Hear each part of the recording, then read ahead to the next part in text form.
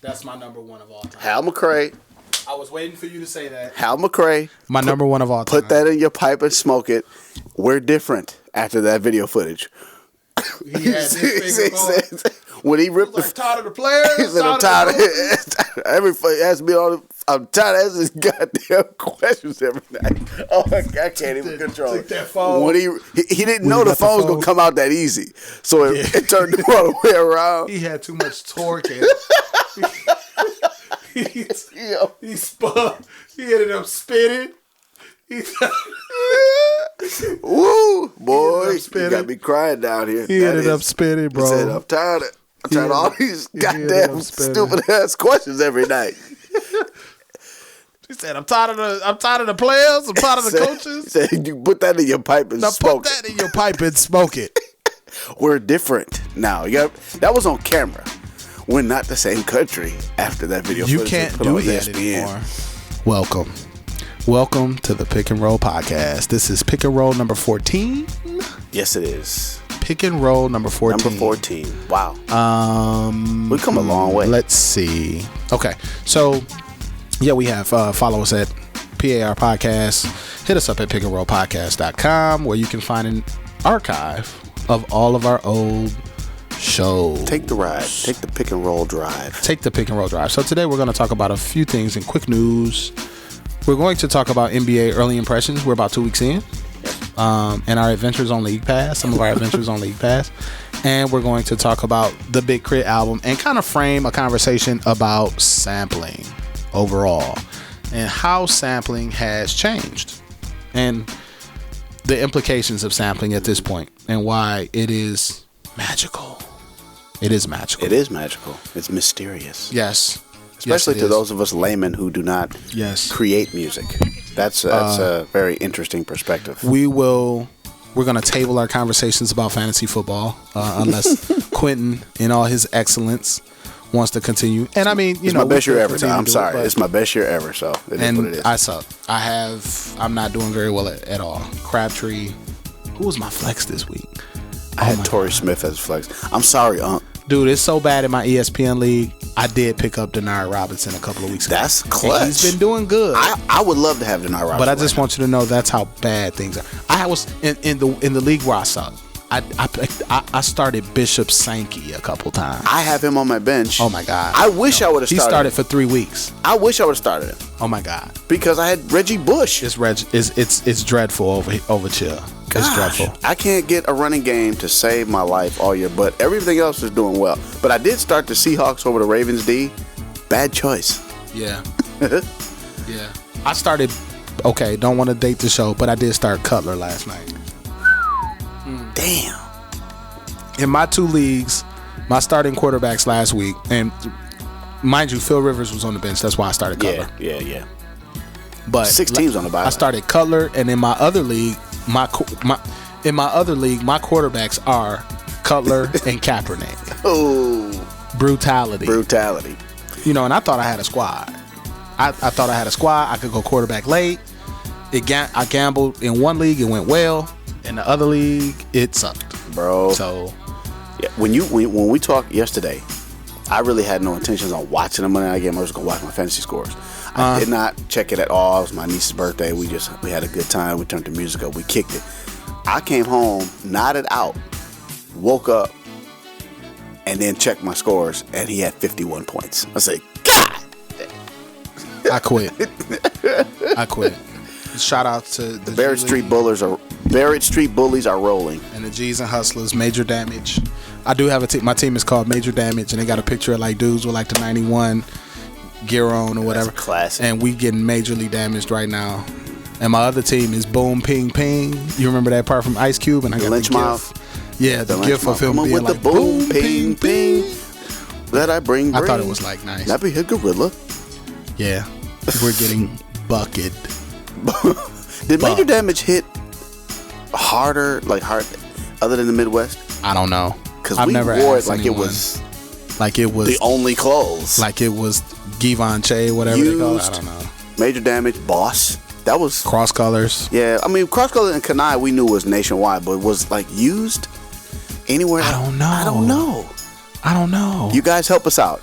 If any of you across the country wore used or major damage, please chime in at pickandrollpodcast@gmail.com. Mind you, this is like 89. You know what I'm saying?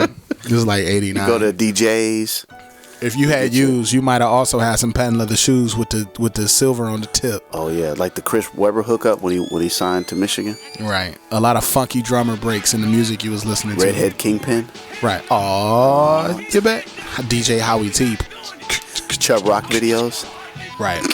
So today we're going to talk about some, just a couple of things in the news. We do want to talk about the NBA and initial impressions, as well as sampling. We want to get into that we listened to the Big KRIT album, Cadillactica, which came out this last week or so. Talk about that a little bit. So let's talk about quick news. You had something that came across you that you thought was really noteworthy. Yeah, I looked at a story, and I want to say it was the Washington Post brought a story about the voter turnout or lack thereof of this last election that took place last week. It was a midterm election. A lot of differing items on ballots across the country. People are voting for governor, voting for state and state level and federal level representatives in Congress and whatever. So the issue, though, was that the percentage of voter turnout, according to this article, was the lowest since World War II. Wow. World War II. So when did World War II end? We're talking in the 40s. So we're talking about over 70 years worth of general elections. So we're not talking about primaries. We're talking since before Brown versus Board of Education. Yeah, every general election since the end of World War II had more or a greater percentage. Now, Jackie Robinson had a greater percentage of voter turnout than this past election. And just that alone, no matter how disaffected you are or jaded you are or apathetic you are about the political process or about the people you had to vote for, that alone should shock you into some level of consciousness and be like, well, we're not even participating. And so, you have the commentary from both sides that are saying, well, that's the commentary on the political process. People are choosing not to participate. That makes sense only so far. The way the math works, when you don't vote, you still vote in many areas. It doesn't necessarily work like that for everything. But we all know that not everything is just about majority rule. Sometimes if you do not vote, it is a vote for another candidate. It just depends on how things are broken up in your specific demographic. But I wanted to talk about something a little bit larger with that issue. And a lot of it has to do with how we, as a country, are responding to get out the vote campaigns. Okay, everything that leads up to an election is about, hey, get out and vote. Go ahead and cast your vote. You see it everywhere. You see bumper stickers, you see signs, you see billboards, you hear it on the radio, you see it on TV. It's get out the vote, get out the vote, and people still don't vote. And the reason why I think this is the most important issue for this, not necessarily the outcome. I want to take a look back to 2004. 2004, George W. Bush is running for re-election. Okay. Mm-hmm. We already know what happened in 2000, all of the mystery surrounding his election in 2000. We got over it. We went through. He was a national hero after 2001. And here in 2004, there was nobody that was going to vote against George W. Bush. After all this, we had the war effort going on. This guy was going to win, and he did. But what was going on, more on an urban level, is you had radio show hosts taking to the airwaves daily and all daily about voting. Mm-hmm. Now, me being the age that I am, this was new to me. I listened to a lot of radio, and I had never heard that much of a dedicated push toward voting. We always had the MTV stuff, right? Rock the Vote, right? But that was just MTV. We're talking about daily urban radio that's going to be on in the car on the way to school. It's going to be on during work. It's going to be on when you're at home, on your way to sleep at night. Mm-hmm. Go vote. Everybody talking about voting. Nationally syndicated radio show hosts, local radio show hosts, everybody vote, vote, vote, vote. And then they didn't. Why? The methodology is wrong. Radio and internet is the wrong venue to get out the message for something that important. Okay? When you're Why do you say that? Radio works similar to the way TV works, in that you don't hear every word necessarily. You're kind of taking in the entire picture. So you're driving. Typically when people listen to the radio, they're driving. They're doing 10 other things while the radio is on. So that message is getting there. You're hearing it.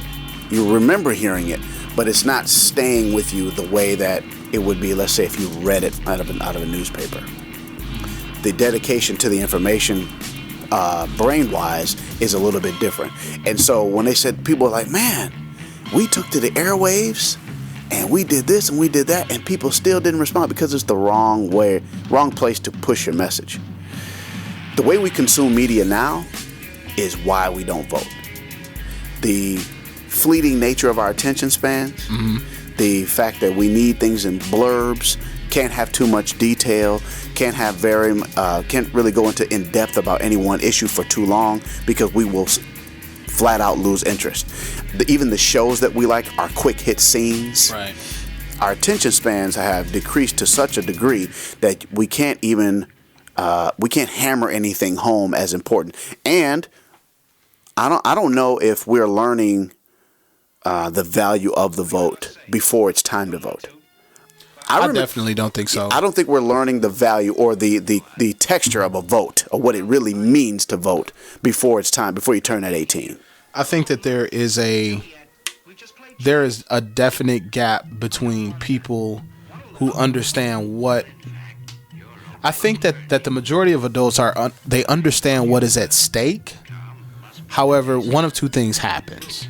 Either there's a lack of research that's done about voting properly, being an informed voter, or there's a certain level of desperation that people feel, where they feel as though the outcomes will not be different. Right. I know that that's for real. I've even felt like that many times myself, especially here in the state of Michigan, with the way things are. And it's going to become even more of a bleaker picture when we get to this general election for president. The way districts are drawn, and there are overt movements to lessen the value of your cast ballot. And this is real. So with the way they gerrymander districts, your vote literally does not count as much as it would have, say, maybe 15 years ago.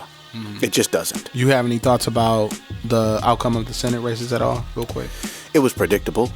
That's history is teaching us here.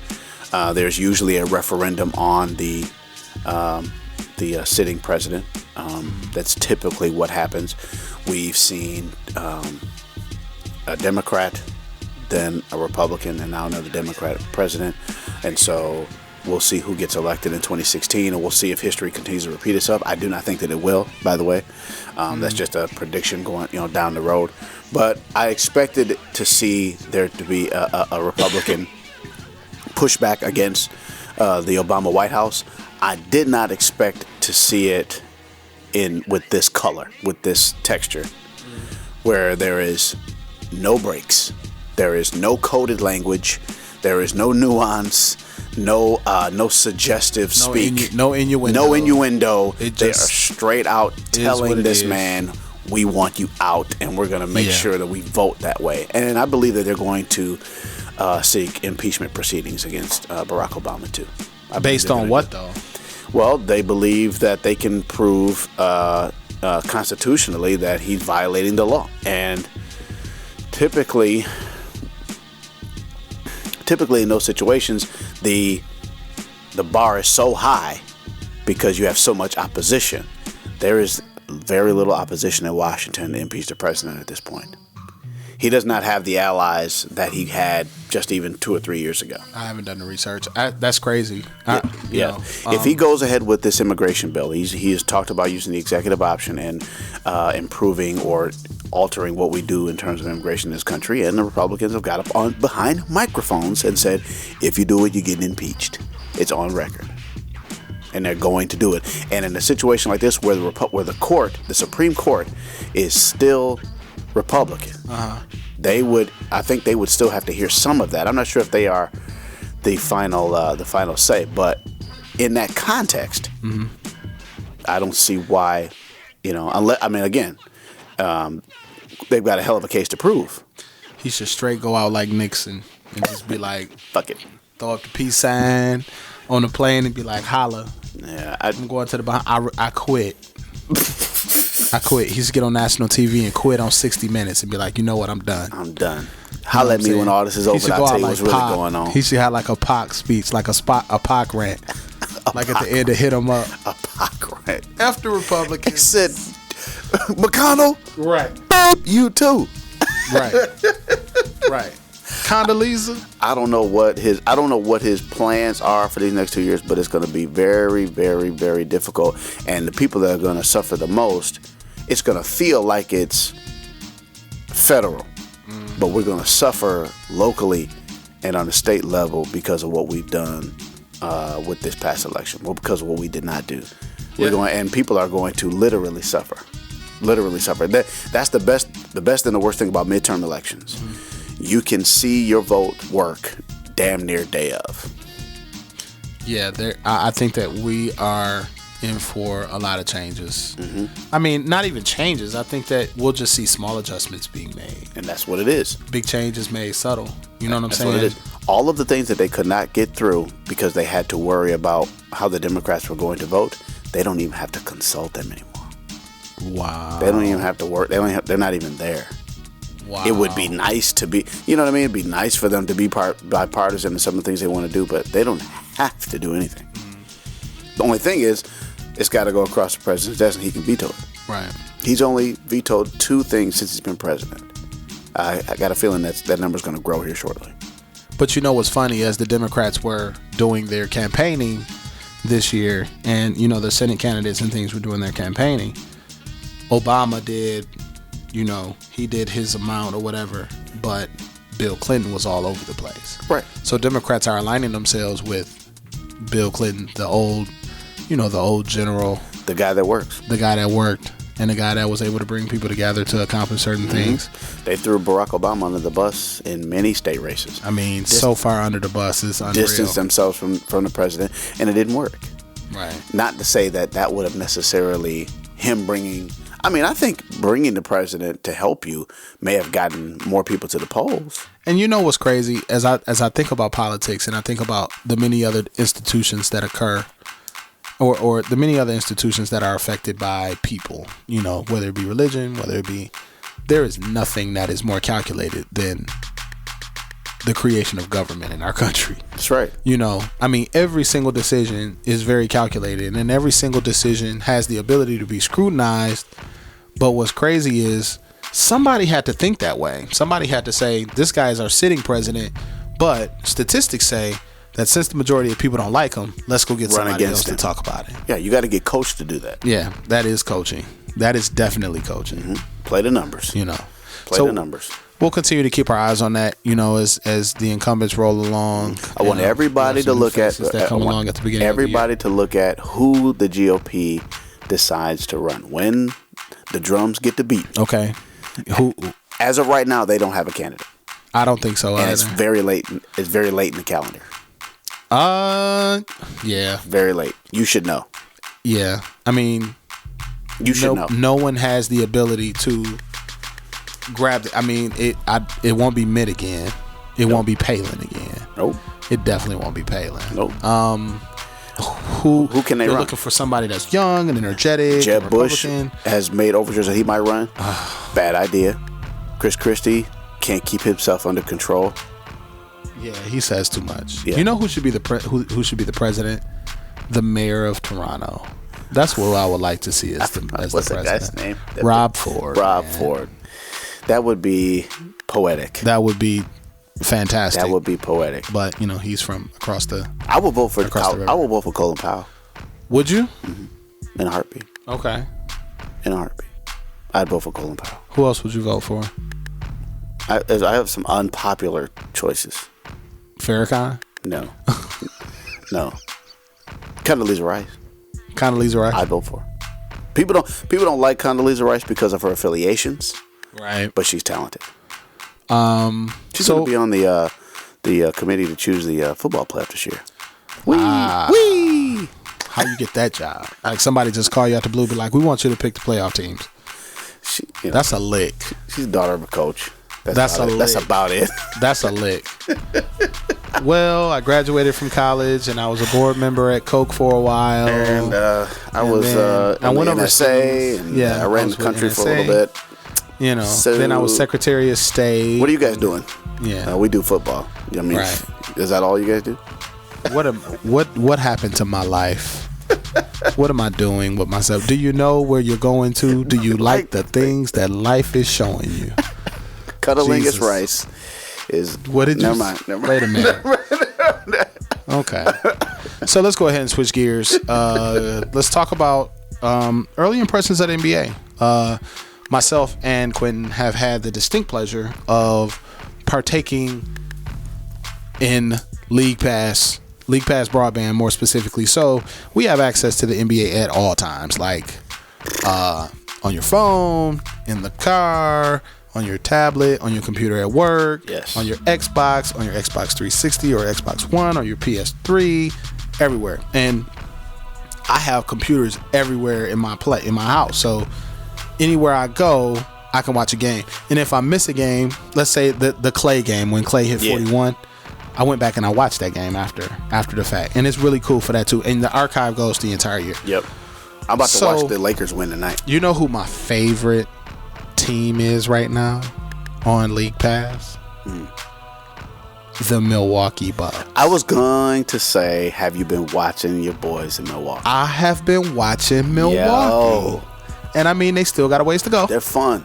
But Brandon Knight, even though he's still shooting like 37% from the field, he's giving some real good all-around games. He's coming with 7 boards. Yeah, he's cooking 8 assists. He hit the game winner the other night. He looks big this year. Like, he kind of slinky when he came in. Quickness was never an issue with him. It was just he got caught. And he got caught in another bad situation when he threw the pass to nobody this year. I like the Bucks. I like what I see out of Parker early.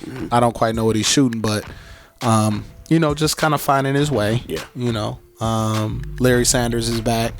I mean, they're not like remarkable. I mean, we could sit up here and talk about the Warriors and things of that nature. That's the perfect League Pass team is Golden State. Yeah. Stephen Curry's J is so wet it's right ridiculous. Now. Klay Thompson's J is wet. And they playing D. They got the number 1 D in the league. I'm going to tell you what. Houston. Okay. Houston is fun right now. Okay. And of all the trash I talked, and we'll continue to talk about Dwight Howard, I'm liking what he's doing right now. He looks healthy. He's who did they play the other day? I seen his feet move, and he turned on a dime real quick. Jump hook came up. There's nobody in the league that can get that shot. And he's so close to the rim, it's a layup. Yeah. I'm like, yo, if he can time that, that's 20 off the rip. That's 20 before he even starts sweating. I'm like, yo, Dwight looking good right now. Slap rock low on Dwight Howard. Yeah, you get it up. It's a wrap. It's a problem. So I haven't seen teams rotate and get 2 or 3 on him yet because I don't think they really fear him yet. Okay. But I'm going to tell you what, it's going to take a couple of Sunday afternoon bang outs. Yeah. And then you're going to see all right, it's time to tone this kid down. Let's talk about the most buck nasty team so far. Like the team that's just all over the place. For me, that team is the Charlotte Hornets. They have taken on Lance Stevenson's energy, and it's like they just literally out there balling. Like, no, they're rolling the balls out like how the Nets used to be. Yes, they just get open. They just playing Y ball, but they play together all the time. Lance Stevenson is all over the place. They just hoop it. That's Cleveland to me. Okay. Cleveland just hooping. Yeah, let's talk about Cleveland. Let's talk about real briefly. They're not running any plays. They're running screens. They just balling. They're just hooping. So what do you think about what LeBron, the perspective that LeBron took? The perspective that he took? Not the perspective so much as the actions that he took. I mean, so just to run it down. Okay. So there was a game about a week ago against I want to say it was against Portland. Where he was despondent, didn't really take a shot in the second half. Yeah. And then in the post-game interview, he talked about there was a lot of coded language. Yeah, and LeBron is in a place where he doesn't have to use coded language. He can say, we need to pass the ball to each other. We need to play together. But certain people have to make sacrifices. Let's keep it moving. He's good at that, though, dog. He's like the anti-Kobe. I mean, he's been doing this 10 years. He's good at this. Yeah. So, I didn't necessarily know if I agree with his approach. Yeah. You know what I'm saying? Because now, was this the game where him and Kyrie supposed to have gotten into it afterwards? Yeah. Okay. Yeah. Now, Kyrie went about a game and a half where he didn't have an assist. Yeah. Well, who said that? I heard on the radio, does Kyrie Irving still think this is his team? I hope not. That's interesting. It was some cat on the radio. I heard this on my morning drive to work, which was at 4:30, so I could have been half asleep. So talk about qualify somebody saying this is their team. So for example, when somebody says this is their team, does this mean that when the game is late and they need a bucket that it goes through them? Hell no. Does it mean that their word guides everybody else's? Hell no. Does it mean that they have the most respect on nobody the team? What on does the that mean when somebody says this is your team? And just to say this, the old Celtics, for example, was that Bird's team? What made it Bird's team? What made it Magic's team? What made it Jordan's team? What made it John Stockton's team? The fans. Okay. That's who makes the decision. That's who's always made the decision. So it's obviously LeBron's team. It's clearly LeBron's team. Now, the question is, if I'm 23 and I'm an all-star last year and I was here when you wasn't. Right. And I'm from Duke. Yeah, and I was the number 1 pick too a couple years ago. Yeah, I think that there's a level of maturity that Kyrie Irving and particularly Deion Waiters have to experience in order to be able to move to the next level. And this is a guy that probably listens to a lot of Kanye, so he's not going to make apologies for wanting to be the man. I think there's something to be said about that. I don't like people saying that Kyrie need to just back up. It's not about just deferring. You know what I'm saying? I think it's being wise about what your goal is as an NBA player. Right. So make it more of a mature discussion in terms of, Kyrie just need to shut up. No, that's not what we talk about here. Right. We're talking about basketball. Right. What's better for the basketball team? In terms of Kyrie having an ego, feeling like, this is my time to shine, that's the way he's supposed to feel. You can't even draft a guy that don't feel that way. Yeah. You know what I'm saying? So especially you can't draft him number 1. So I don't belittle him for wanting to feel like this is my squad. He should just know that at this time, it's not going to be that way. Now is not the time for that.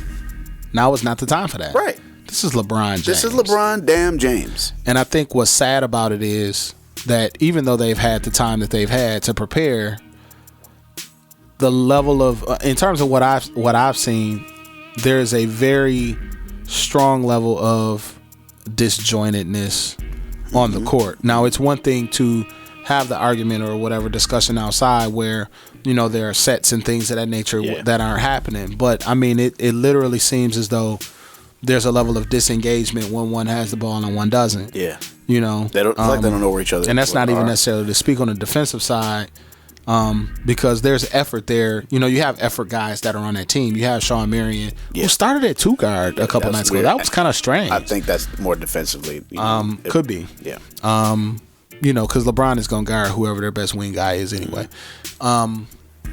So they have those glue guys with Marion and Varejao and things of that nature. And while the others are kind of just finding their way offensively and defensively, Deion Waiters looks good this year. It would seem.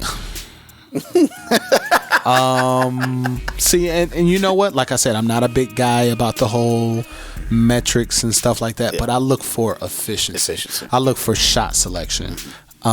He's just fun. He's a fun guy. He goes to the bricks. I will say that. He goes to the cup. He's fun. But you can't have 3 guys all going to the bricks and your best rebounder is sitting at the 3 line. Yeah. Or I can't say he's their best. Well, he is their Kevin best. He's Kevin Love.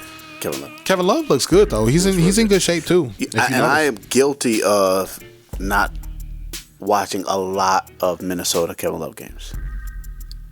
A lot of them. I can say the same. He was hurt for a lot of time. Yeah. But you know, what I've seen, that's an impressive basketball player. Yeah. I don't know if you have anything to compare him to. I don't know if there's a way you can fit him. Like, he does so many things. But as the season goes on, we'll find those Kevin Love games. He's like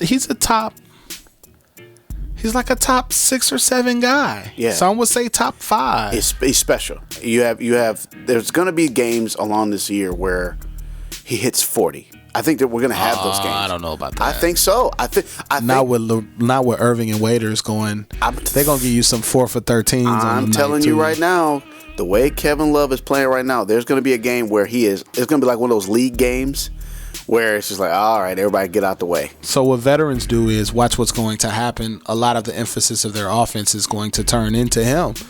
You know what I'm saying? I think as time goes on and they continue to meet success when the ball goes through him. Obviously, you have people penetrating and things of that nature, but there will be a certain level of deferment to him. Yeah. Over time, but I think Kyrie has to get there. And I point a lot of my finger towards Kyrie because he's a special guy, but he's the point on a great team. And figure it out. Mind you, LeBron was winning titles with Chalmers. That point. Hey, hold on, man. Hold on. Booby Gibson. Hold on, man. Mario Chalmers. I always bring that up. The Mario Chalmers game, he had 25, man. Okay. Let's talk about a couple of other things, you stupid. The Knicks are as you stated in the last podcast, a dumpster fire. Jason Smith started at center the other night, and I threw up in my mouth a little bit. Just a little bit. Amari Stoudemire is the second highest paid player. I think he's making like $24.6 million. Is he still wearing yarmulkes? Oh yeah. All right. Yeah. Also, Carmelo. Their offense right now, they're supposed to be running the triangle, but their offense pretty much is give the ball to Carmelo. Everybody move to the other side of the court, and let's see what Carmelo can do. So grand opening, grand closing. Grand opening, grand closing. Right. 1.9 assists a game. Melo still lights out though, man. When he want to score, yeah, he got a J. Yeah, he definitely got a J. Let's talk about Miami. Bosch is doing really good. Yeah. Player of the week first week in the NBA. That's fun. That's fun to watch, but I just can't see them sustaining any of this. But can they win 48 games in the East? Yes. At this point? Yeah, you're right. I don't know what Dwayne Wade, he hasn't. I want to see what he does and if he's able to stay healthy too. Yeah, that would be something. That would be very interesting to see a playoff game. You already know where I'm going. That would be very, very interesting. That would be high ratings. Yeah. Cleveland versus Miami in the playoffs? Oh, my. Wow. That would be high ratings. That's what sports are all about. I'm not missing not and dribble of that. What about Chicago? I like what I see out of Chicago. I like the other guys that are involved. I like what I see out of McDermott early. Yeah, I like that. I think it's Mirotic, the big guy from Europe who finally came over. Gasol is playing a good role. Gibson is getting, he's continuing to grow. Joakim Noah is doing Joakim Noah. What he doing? But another injury. Derrick Rose might be Brittle Betty. Glass Joe. Yeah, didn't it say he twisted both ankles? I don't know. At the same time? Jesus. Put his legs all backwards. I don't know what's going on with that. It's like a G.I. Joe with the crack right there. Yeah, remember that? The pelvic piece breaks, and you got like that metal piece that's exposed. It's kind of like that. And you can you can push it back in. I'm sorry, excuse me. Shouts out to Derrick Rose. Sorry. Shouts out to G.I. Joe. Shouts out to G.I. Joe and figures. the broken pieces right there. Storm shot. I don't know what's going on with Derrick Rose. I think maybe, somebody's got to start getting fired. His rehab team or people who are responsible for putting Derrick Rose back together after these serious injuries. It's not happening. We don't see it like this. Somebody's fired. This doesn't happen. Yeah, you guys are fired. This is some Greg Oden type shit. Yeah. You know what I'm saying? Yeah, you're Real right. talk. Right. For you to continue. Wow, I didn't think about that. It's unrelated. They're saying don't trip. This, that, and the Ron third. Harper? Not even that. Well, okay. Well, Derrick Rose kind of resurfaced as like a 31-year-old Dennis Johnson type point guard or whatever. That's kind of like slew-footed and gives very awkward interviews. Right. That was very foul. That was foul. That was disgusting, and I apologize to everybody. That was very horrible. Inappropriate. That was horrible. Jesus. I didn't mean to do that.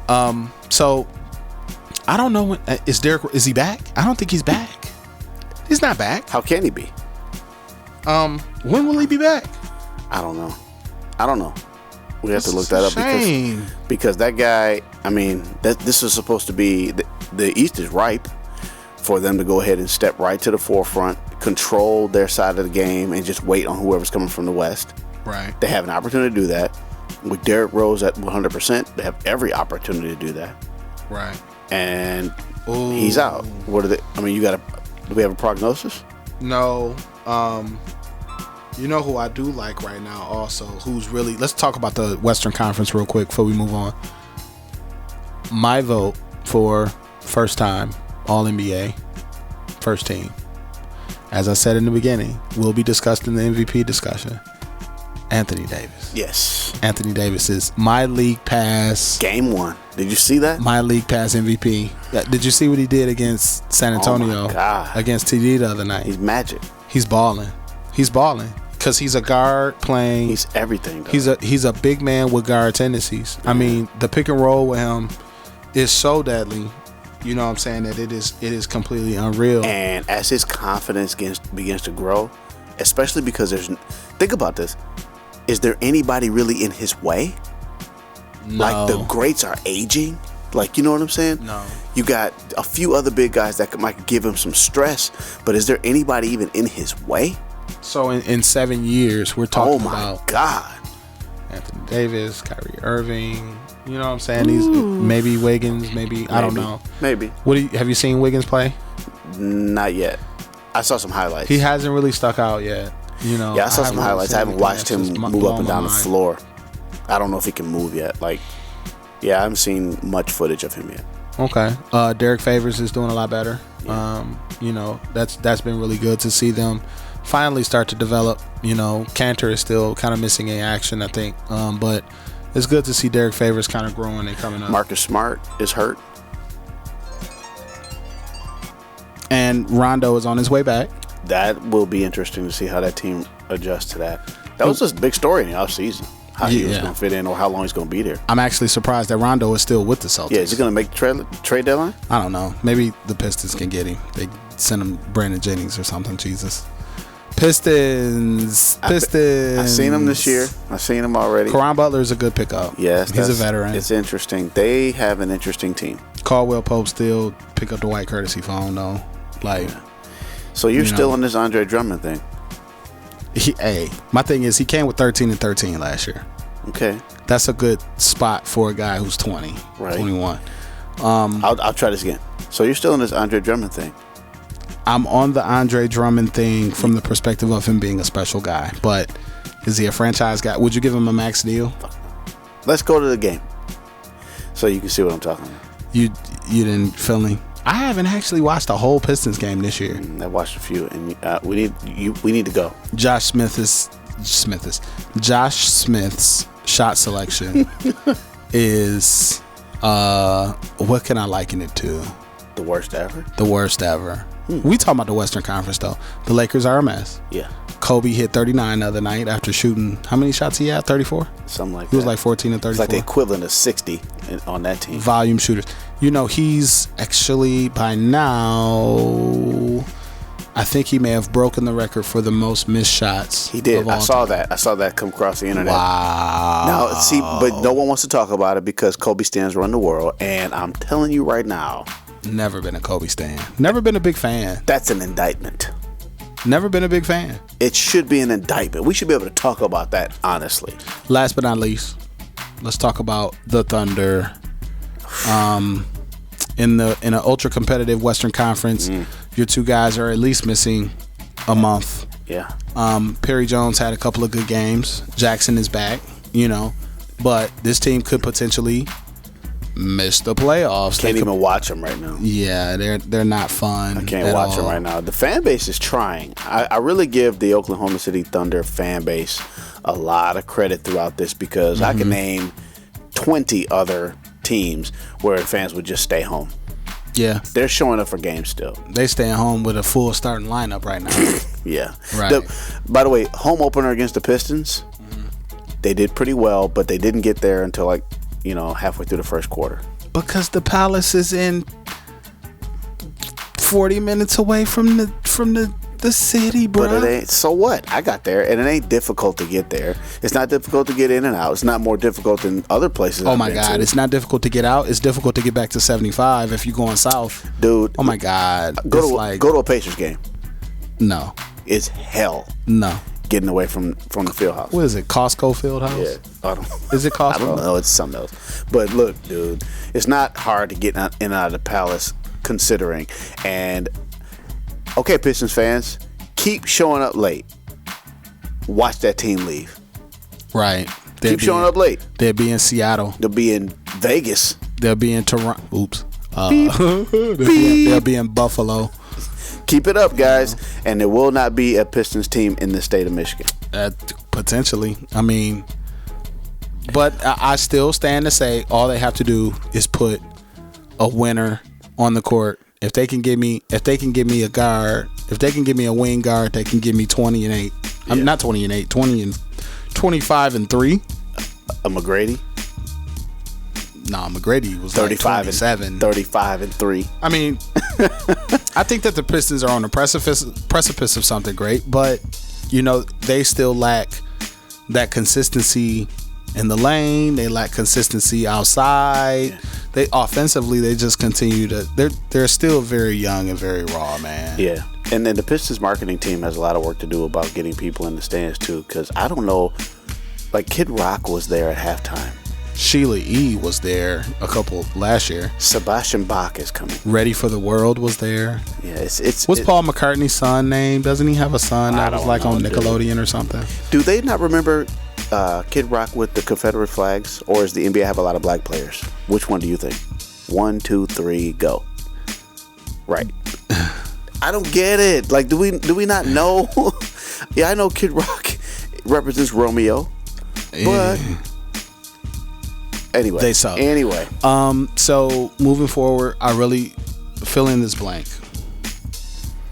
I really want to see what moving forward. Next fifth of the season, next fourth, as we finish the first quarter or so. Oh, I want to start to see the MVP discussion start to heat up. In the first month? Yes. It happened last year. Anthony Davis. It happened last year. Anthony Davis. What's my man Stucky doing? We talked about it. Stucky looks good early. Yeah, he was squatting for a minute. He looked good early. I'm telling you, that's Stucky's chance. If Stucky doesn't take advantage of this, he'll be out of the league in 3 years. There's some I think it's on Facebook right now. What player has played for the most NBA teams? Current player. Who? Give me a hint. Who's he play for? He's a guard. He's a guard. Now? Yeah. Feisty. Bayless? Nope. Jesus, Jerry Bayless has played for the entire Eastern Conference, it feels. Nate Robinson. Yeah. No, okay. Little Nate. The Nuggets. Yes. The Warriors. Yes. The Bulls. The Thunder? Yep. I had the picture up. The Celtics. Yeah. He was good with Boston. Really good with Boston. The thing I want to see if Golden State can continue to dominate the way that they are, to see if they can continue to play defense at the tilt that they're doing. Because offensively will never be an issue. But, I mean, I'm curious about their point differential. At this point, it has to be pretty good because they're scoring. They're scoring very well. And I had every one of them except the Knicks, by the way. Very good. Very good. That's 2K15 in my life. So, yeah, we'll continue to watch that. I do want to see the Warriors and what they continue to do. And we'll continue to have more League Pass adventures. Right now, my League Pass squad is Milwaukee. Yeah. I love to watch. I love the Greek Freak. even though he's not starting. I don't know. You know, well, give him some time, man. OJ Mayo is like he's like the savvy veteran on this team now. Yikes. I think Stuckey, what's going to happen with Stuckey is he's either going to be out of the league in 3 years, or he's going to be like a crucial piece to like a championship team, and he's going to get all this glory. Jason Terry from Eastern Washington came up tough. I'm rolling with Houston on my league pass. I'm enjoying what I'm seeing with Houston right now, because I think the expectations have been lowered just slightly. Yeah. So they're playing a little freer, a little open, not as much attention. There's a lot of things going on in the league, so they can just kind of go out there and hoop, and it's fun to watch. They're another year into this is the second year, right? Yeah. Yeah, so they're an interesting team to watch on League Pass right now. So it's an opportunity to grow. Keep them on the screen. Yes, sir. So let's switch gears and let's talk about Big KRIT's new album. Big KRIT is a rapper from Meridian, Mississippi. Built a major buzz in the early teens with what was the first one called? I don't remember the name. Oh my God. Okay. That's crazy, because we were just talking about Return of Forever. But Return of Forever is the one that I definitely remember. Right. The first one is KRIT Was Here, actually. I'm sorry. Very critically acclaimed. A lot of likenesses to Pimp C, early Outkast type feel to it. Yep. Openly though. Covered a lot of space in his street albums and things in terms of showing his scope. I think he did really well at that. And he produces too. So the records that he was producing had a very good integration of sampling and live instrumentation, very soulful live instrumentation. And I think that's what really drew people to him. So with Cadillactica, and it is a concept album to a point where he's saying that, you know, he's from another planet, this, that, and the third. And he attempts to cover a lot of the same space, but one thing that I miss with him is the amount of samples that was used in previous tunes. And it's, for me, as a hip hop fan, sampling has always been an integral part to what it's a feel. Because let me just share my philosophy very quickly, and I'll try to be very quick as I do this. To me, sampling is an art unto itself, because it conjures the spirits of sounds, and whatever you're sampling, it gives you a sense to kind of get in. You conjure the spirit of what you're sampling. So whatever emotions and things were involved and whatever was going on during that original instrumentation, you take and you make a part of what you're doing. Now, we're not talking about the Bad Boy era P. Diddy level sampling where it's just a simple remake and, you know what I'm saying, you lighten the drums up and add a couple decibels on the top end, on the high shelf, add a thicker bass line and you flip it like that. But I understand the reasoning and rationale behind that. We talked about that a little bit earlier. Yeah. There's a certain familiarity that comes along with hearing a familiar tune with now having somebody that raps over it. One of the things that I really liked, I saw a video from Digital Hustle. Shout outs to Digital Hustle, Kev Brown and them. But one of his guys talked about how he actually was an intern for Puffy.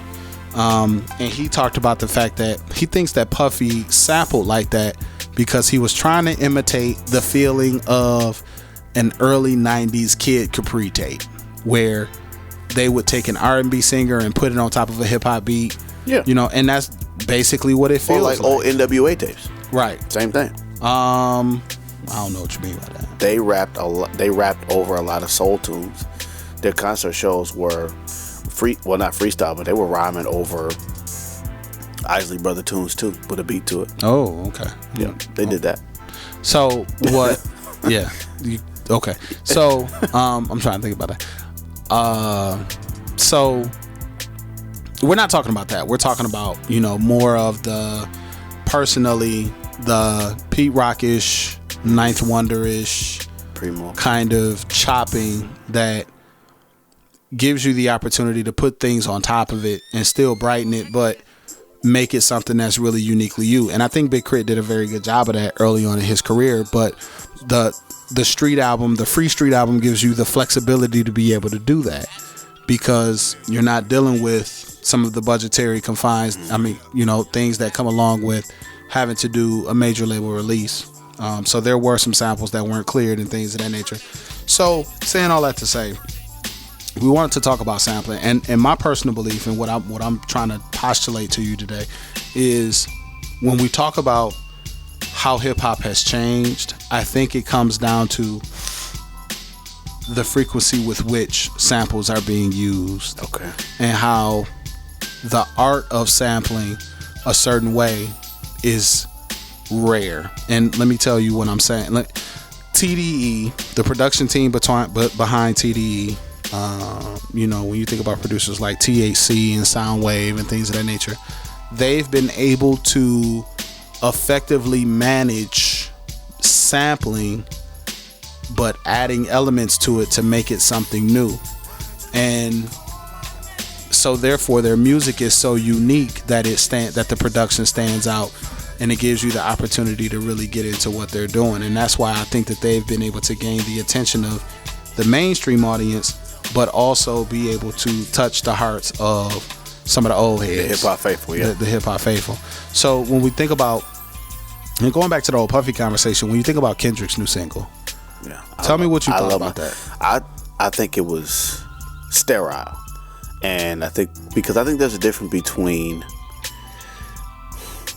choosing a beat you like or a sample that you like and rhyming over it versus a sample that has elements that mean something to the song that you're doing.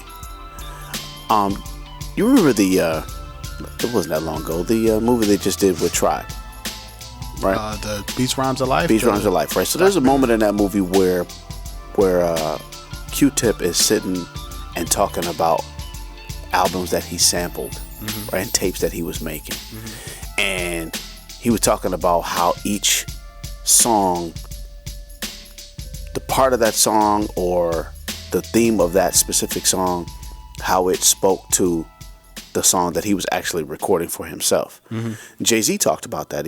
Jay-Z talked about that, the samples in his music. If you go back and listen to that song that was sampled for this track, there were things that were talked about in that song that can mean something to I always thought that was the most important part about sampling for the artistic nature of it. But for the creative, just for the sheer creative side, when you go back to Primo, you go to the RZA, you go to P Rock, where it's not necessarily about the song itself, but a sound.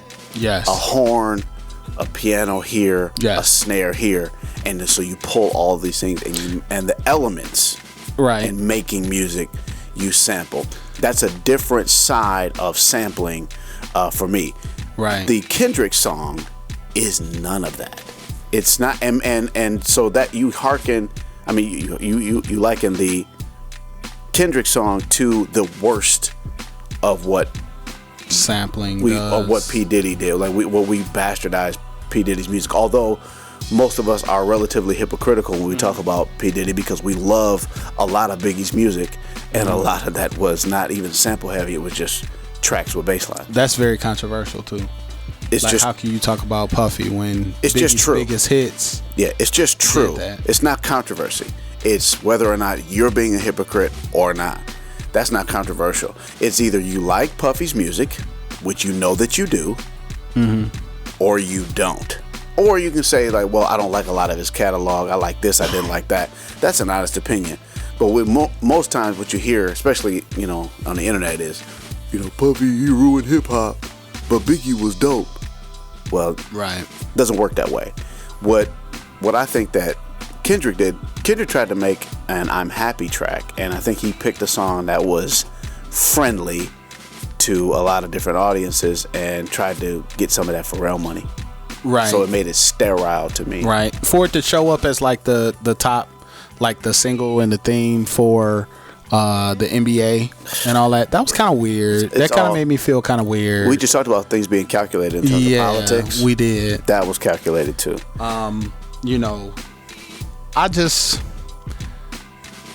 I think that first Black Eyed Peas. Now this. First of all, I would like to say, sampling is art. Yes. Sampling is making music is an art, but sampling is an art unto itself.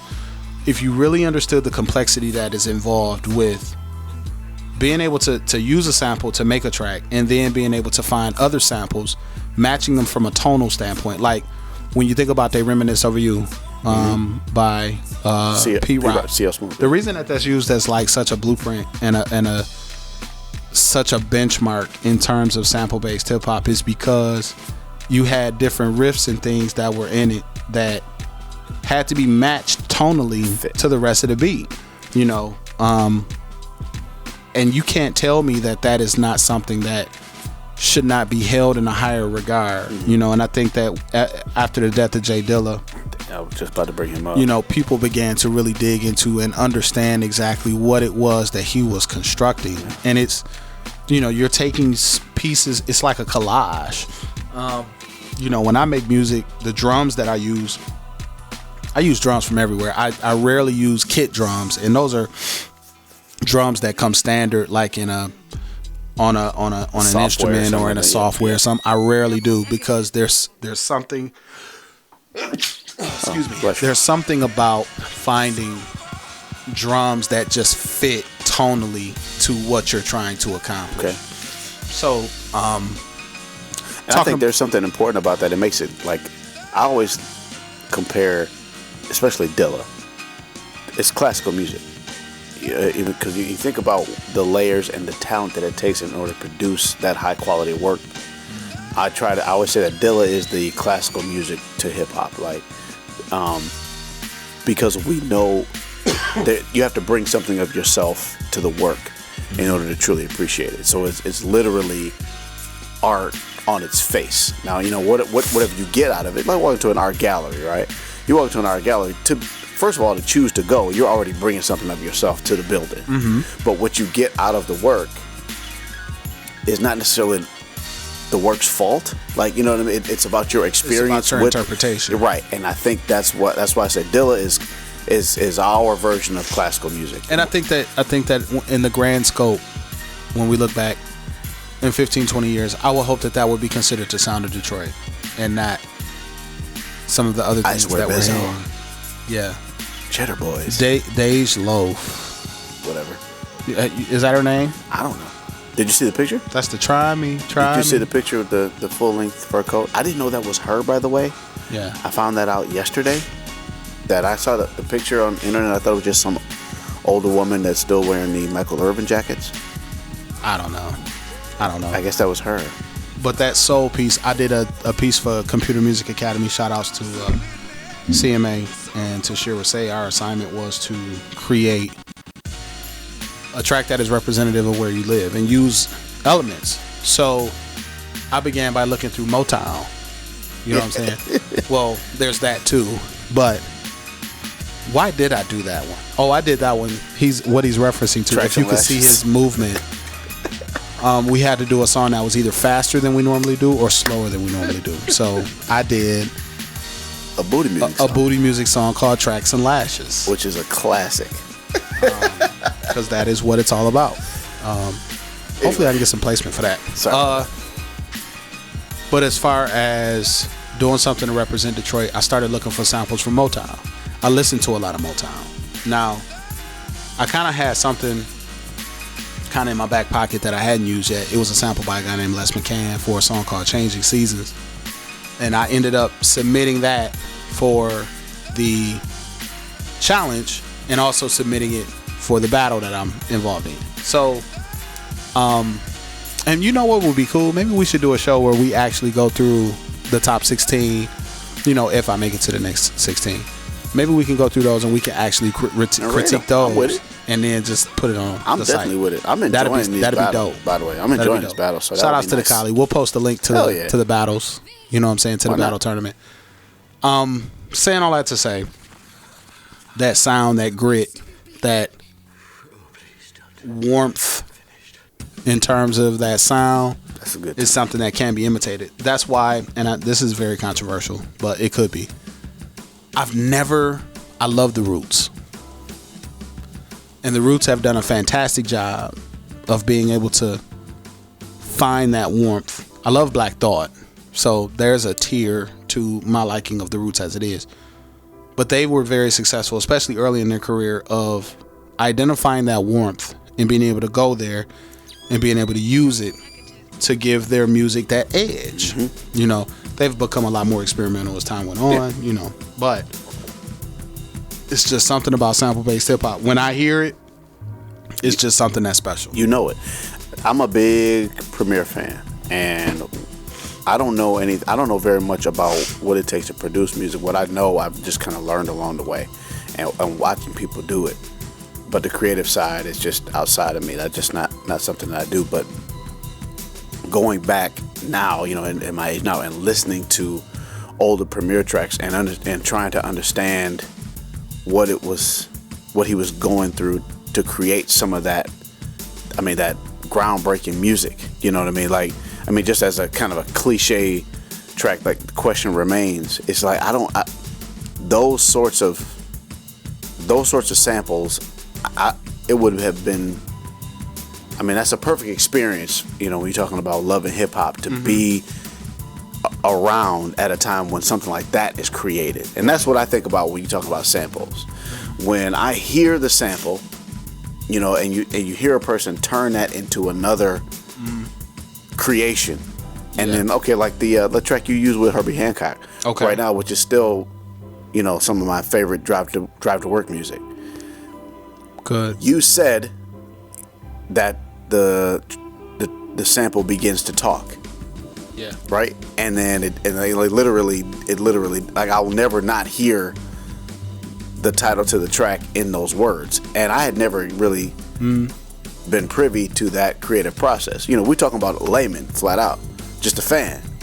And so seeing it up close with you, that's got to be happening with, you know, other producers too. And it's like, wow, like that process, I think, is what is lost when we hear stuff like the Kendrick track. But I want to tell you a secret about that too. It's completely unintentional. You said that already. Yeah, I know that, and that's my point. It's like, and everybody hears it the same way, and it's like, you know, right? Did I just hear what I just heard? Right. Because I focused on matching the tone. I wanted the tone to make sense to me, and then when I made the tone match, and I heard what it was saying, it was like magic. It was magic. It was period, point blank, and that's what I'm saying. You conjure in those spirits. That's why I call some music sterile. You know what I mean? When you don't get that moment. You know what I mean? You can tell it's kind of forced. You know? And I'm not saying that Kendrick's music is that way. That song is to me. That song is contrived. It's a little bit forced and cliche. And that's why I think it's a letdown for people who are, I mean, legit Kendrick fans, developing Kendrick fans. Like, this is not a great moment, you know, for Kendrick's career right there. And I was going to get popular, you know, a certain segment of the population is going to love it, but you compare that to some of the other things that he's done, and it's trash to me. I think, but this is my hope, and I don't know if we've talked about this before. My hope is that's out of the way. That's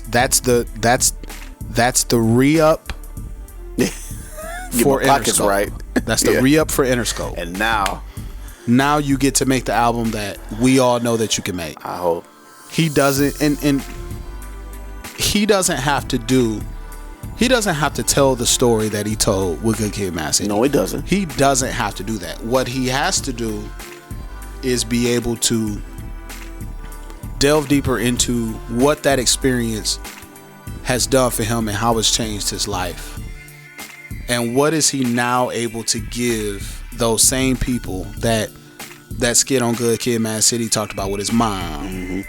What is he now able to give them now that he has this different perspective? Because, mind you, he could do something that's as literary as got Good Kid, Mad City and just come from a completely different character base. We don't even know what the album is called, first of all, yet. But the thing about it is, he now has the stage to be able to make a record that talks about being successful, but also talks about what the people who love him need to hear. And it's stream of consciousness, you know what I'm saying? So take us through. And that's when you have the lyrical gift that he has, and take us through and give us the idea, give us a feeling of what it's like to be you in these situations. Right. That's how the great MCs have separated themselves from the flock. Now there has been little nuggets of information that's out there about it. Paul Rosenberg who, you know, you say what you want about. Right. Supposedly he heard some tracks off the album. He's talking about, on the album, he's talking about black consciousness and Africa and all kinds of stuff, you know. Who knows? But he has a very captive audience. He probably has the most captive audience in hip hop right now, because whereas that title was held by Kanye, now nobody knows what to expect from Kanye, and nobody is surprised that they know what to expect. And that's the point. You know. And I'm actually shocked. I'm surprised Kanye hasn't come back yet. When did Yeezus came out, what, 2 years ago now? 2 years ago, and I don't even really know. Like I said, I don't know how to feel about that. Part of me doesn't care. Part of me is excited. Part of me is like, wow, what could he be doing? The fan in me, I'm busy. I don't miss him. Yeah, I'm busy. I got other stuff to. I got other stuff to do. I don't miss Kanye. I'm listening to other things right now. I don't miss him right now. Right. So Big KRIT, Cadillactica. Sounds pretty good. A bit of a concept album. And what I thought was going to happen, that when we went through our next cycles of albums, the next few cycles of albums were going to reflect the fact that you had a guy who focused on telling a story and sticking to a theme. And that's what we saw with Apollo Brown and Ras Kass, kind of stuck to a theme. I haven't heard T.I., but I don't think that sticks to a theme. I'm not going to. But it seems as though Big KRIT, I'm not going to listen to it either. It seems as though Big KRIT has kind of a little bit tried to follow that theme. So for me, I can't really give Cadillactica a rating yet. I need a minute. We're talking about. We'll just call this an initial impression. Yeah, we're talking about trimming the hedges. You know what I'm saying? But I need a minute. I need one too. But that was what stuck out to me, and that's what I was convicted to talk about, the fact that because the sampling has changed, it doesn't have the same life that some of his previous works do. Yeah. And I will mention what I was talking about before we started. A couple tracks on there. What I do like about Big KRIT, when I think Big KRIT is at his best, is when he does an older style of Southern hip hop, but the 2014 version.